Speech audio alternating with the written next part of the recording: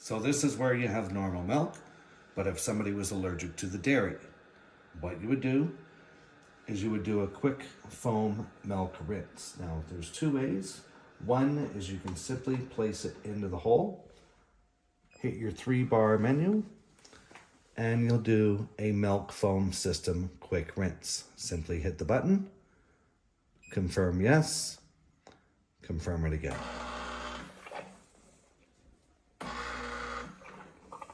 So what it'll do is it will flush and it will steam the milk foam hose all the way through.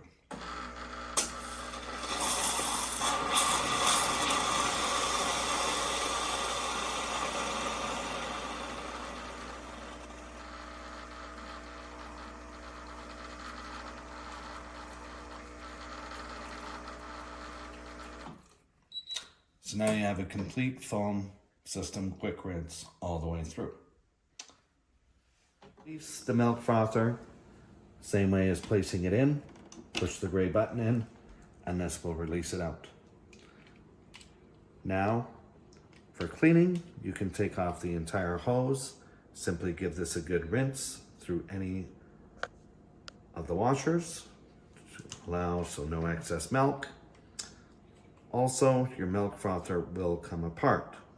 You can take this part off so that you can clean it, wash it, make sure there's no excess milk residue, as well as on the outside and even on the inside. If you drop the lever down from up to down and simply give it a pull, you'll hear a snap.